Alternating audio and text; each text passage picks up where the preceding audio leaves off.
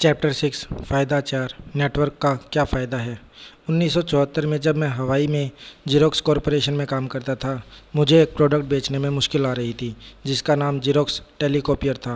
मुझे टेलीकॉपियर बेचने में मुश्किल इसीलिए आ रही थी क्योंकि यह एक नया आविष्कार था।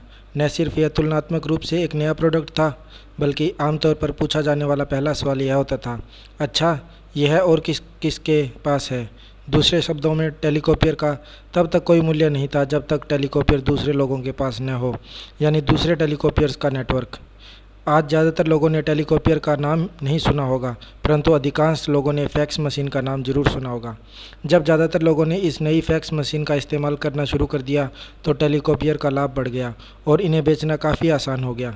मैंने इन नई मशीनों को बेचने में 4 सालों तक संघर्ष किया और यह समझाने में बहुत समय लगाया कि यह क्या था और कई कंपनी इसका प्रयोग किस तरह कर सकती है।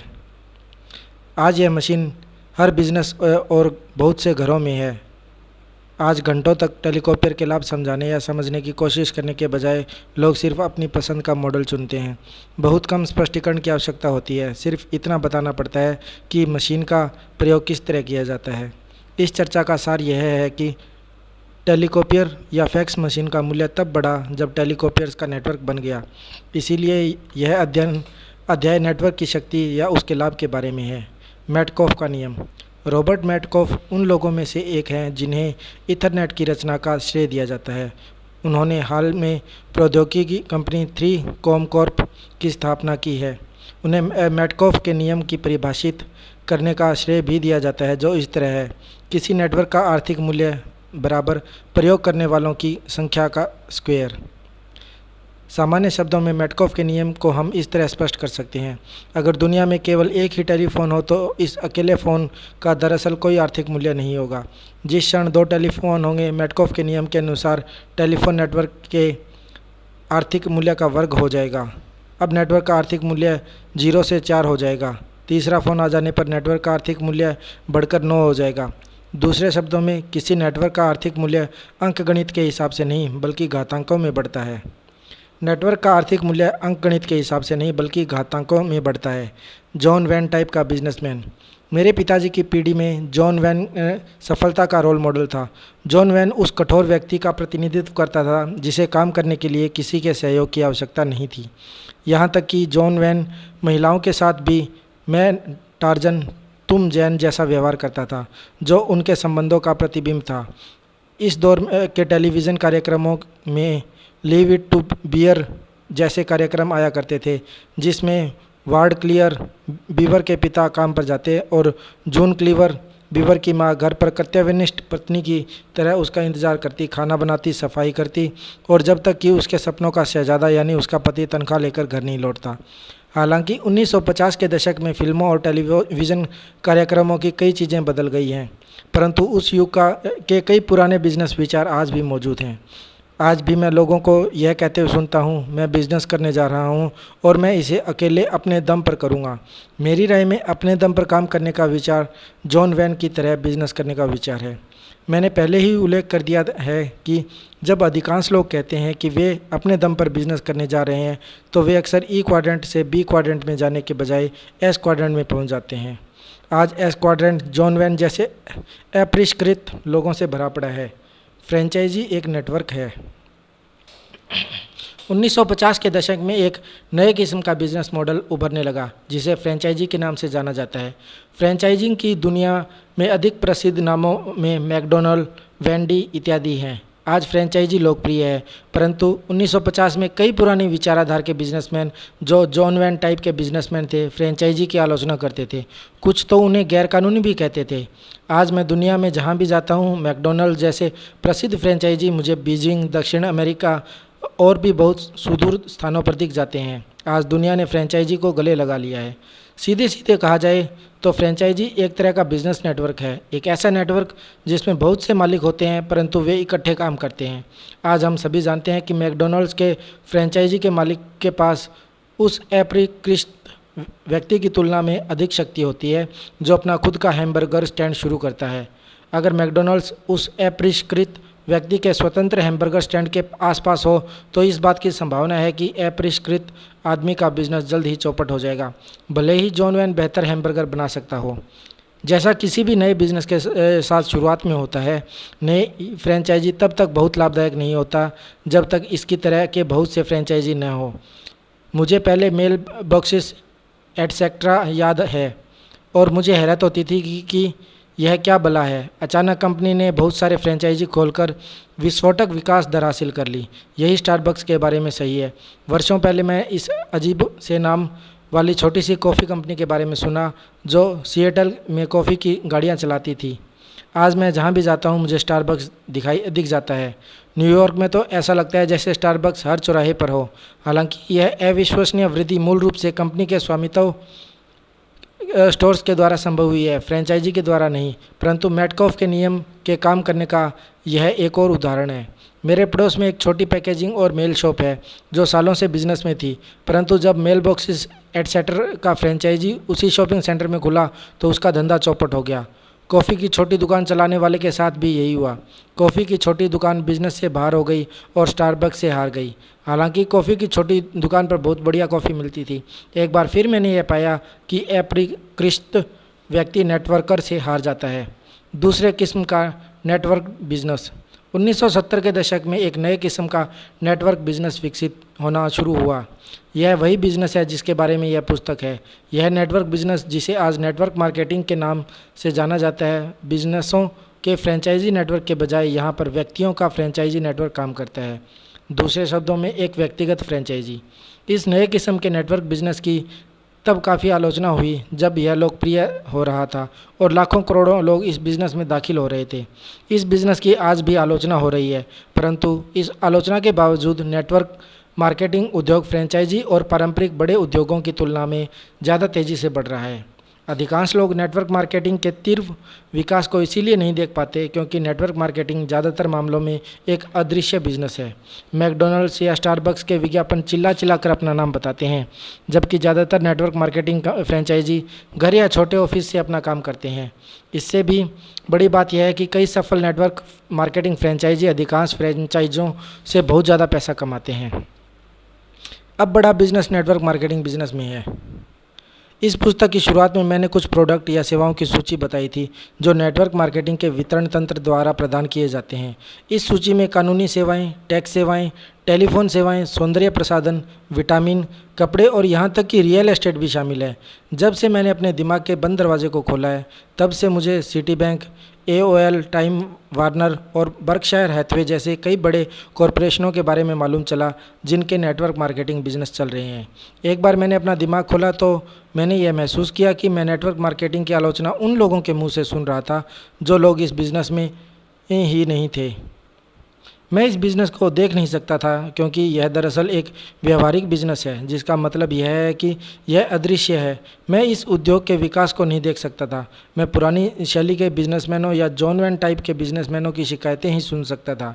यह उद्योग मैडकॉफ के नियम में निहित शक्ति की वजह से लगातार बढ़ता जा रहा है।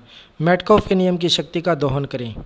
नेटवर्क मार्केटिंग के साथ बढ़िया बात यह है कि इसने मैडकॉफ के नियम की शक्ति को आम लोगों यानी कि आपके और मेरे जैसे लोगों के लिए उपलब्ध करा दिया है, परंतु आपको इस नियम का पालन करना होगा।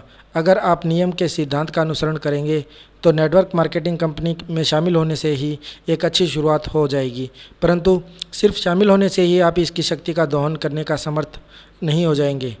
यह वैसी ही बात है कि आप एक टेलीफोन खरीद लें परंतु पूरी दुनिया में सिर्फ आपके ही पास टेलीफोन हो। शक्ति के दोहन के लिए आपको अपने डुप्लीकेट यानी अपनी ही तरह के किसी व्यक्ति को खोजना होगा। शक्ति के दोहन के लिए आपको अपने डुप्लीकेट यानी अपनी ही किसी तरह के व्यक्ति को खोजना होगा। जिस पल आप 1 से 2 हो जाते हैं आपका आर्थिक मूल्य घात के हिसाब से बढ़ जाता है। अब आपके नेटवर्क का मूल्य 0 से बढ़कर 4 हो चुका है।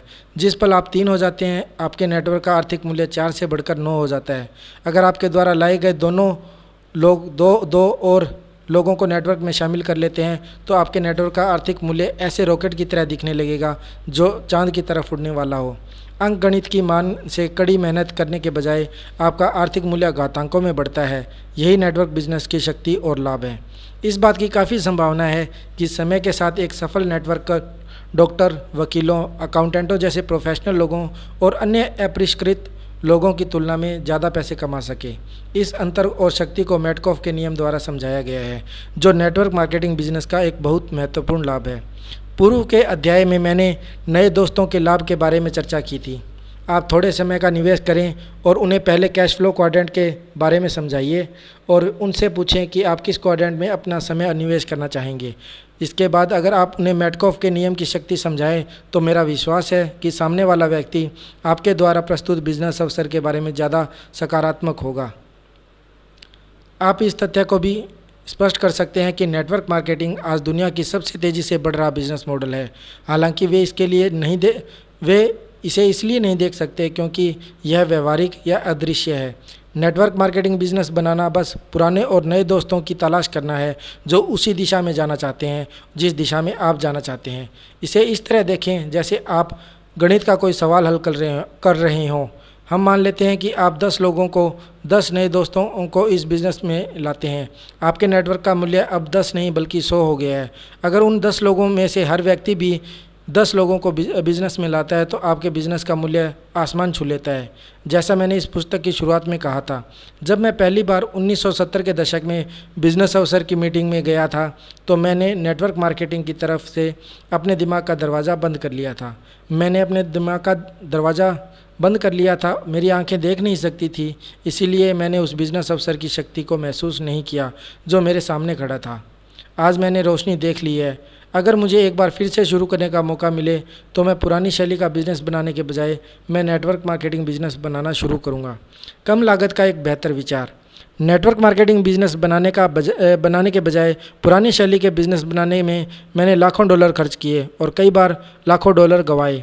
हालांकि मुझे अपनी यात्रा पर अफसोस नहीं है क्योंकि मैंने जीरो से पुरानी दुनिया का बिजनेस बनाना सीखा, परंतु मैं आपसे विश्वासपूर्वक कह सकता हूं कि अधिकांश लोगों के लिए नेटवर्क मार्केटिंग बिजनेस बनाना ज़्यादा समझदारी का काम होगा।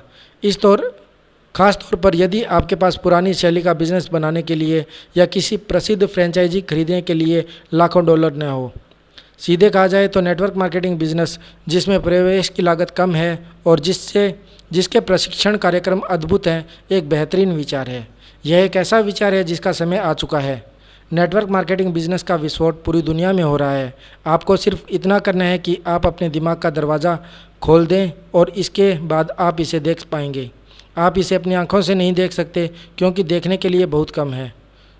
सुनहरे मेहराब या हरी जल परियां आपको अपने बिजनेस की तरफ नहीं बुला रही हैं।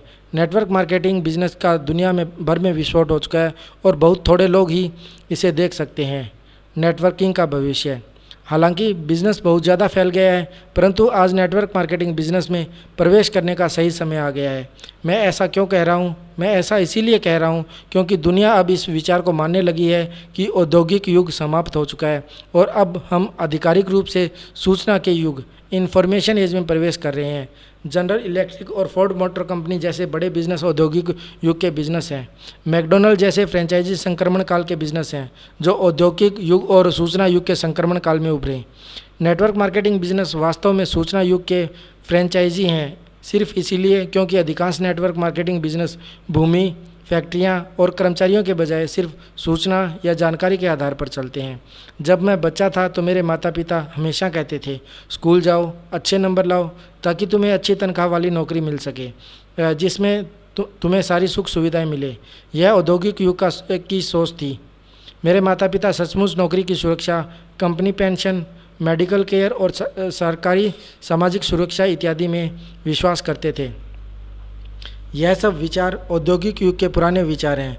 आज हम में से अधिकांश जानते हैं कि नौकरी की सुरक्षा एक मजाक है और एक ही कंपनी में ज़िंदगी भर नौकरी करना ज़्यादातर लोगों के लिए संभव नहीं है। फिर आप 401k जैसे रिटायरमेंट प्लान जोड़ देते हैं जो जोखिम भरे स्टॉक और म्यूचुअल फंड से भरे हैं, तो रिटायरमेंट की सुरक्षा भी एक मजाक बन जाती है।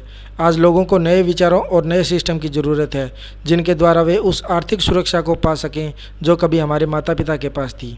एक जवाब है नेटवर्क मार्केटिंग। जितने ज़्यादा लोग जागेंगे, और बहुत से लोग 11 सितंबर के आतंकवादी हमले के बाद स्टॉक मार्केट में हुई मंदी के बाद जाग रहे हैं, उतने ही ज़्यादा लोगों को यह महसूस होगा कि नेटवर्क मार्केटिंग उस दुनिया के लिए नया जवाब है जिसमें सुरक्षा दिनों दिन कम होती जा रही है। नेटवर्क मार्केटिंग दुनिया भर में करोड़ों लोगों को अपने जीवन और आर्थिक भविष्य पर नियंत्रण करने का अवसर देती है। इसीलिए नेटवर्क मार्केटिंग उद्योग का विकास जारी रहेगा, चाहे पुराने विश्व के चिंतक इसके विकास को देखने में असफल हो जाएं। संक्षेप में, वर्षों पहले जब मैं एक युवा सेल्समैन के रूप में पहले टेलीकॉपियर बेचने की कोशिश कर रहा था, जिन्हें आज फैक्स मशीनों के रूप में जाना जाता है, तो मुझे उन मशीनों को बेचने में बहुत मुश्किल आई और इसका कारण सिर्फ यह था कि बहुत कम लोगों के पास यह मशीन थी। जब संख्या बढ़ी तो बेचना आसान और आसान होता चला गया। जितनी ज़्यादा फैक्स मशीनें हुई उतनी ज़्यादा लाभदायक बन गई। यह मैडकॉफ नियम की शक्ति है। आज नेटवर्क मार्केटिंग के बारे में भी यही सच है, जहां विचार बेचने में इसी तरह का संघर्ष करना पड़ रहा है। वर्षों पहले कई लोग नेटवर्क मार्केटिंग पर हंसा करते थे, कई ने उद्योग की आलोचना करते हुए इसे बदनाम किया। मैं जानता हूँ, मैंने इसे किया था। आज दुनिया में इतने बदलाव के बाद नेटवर्क मार्केटिंग उद्योग का भविष्य दिनों दिन उज्जवल होता जा रहा है। जैसा पहले बताया जा चुका है, आज कई बड़े कॉरपोरेशन में से एक नेटवर्क मार्केटिंग डिवीज़न होता है। नेटवर्क मार्केटिंग अंततः मुख्य धारा का बिजनेस है, हालांकि बहुत कम लोगों को अभी इस बात का एहसास है। हालांकि आपके दोस्त या सहकर्मी इस अवसर को नहीं देख सकते, परंतु आपको सिर्फ इतना करना है कि आप अपने मस्तिष्क को खोल दें और ऐसा करने पर आप मैडकॉफ के नियम की शक्ति को देख पाएंगे। आप नेटवर्क की शक्ति को देख पाएंगे, वह शक्ति जो अभी आपके ठीक सामने है। आपको सिर्फ इतना कहना है, मैं अपने लिए नेटवर्क की शक्ति का प्रयोग करना चाहता हूँ। अगला फ़ायदा। अगले अध्याय में मैं बिज़नेस की असली दुनिया में सफल होने के लिए किसी इंसान की पहले नंबर की बिज़नेस योग्यता के बारे में चर्चा करूँगा। नेटवर्क मार्केटिंग के साथ बढ़िया बात यह है कि आपको यह अत्यंत महत्वपूर्ण योग्यता सिखाती है, एक ऐसी योग्यता जिसका प्रयोग करके आप अपनी दौलत को ज़िंदगी भर बढ़ा सकते हैं। Thank you.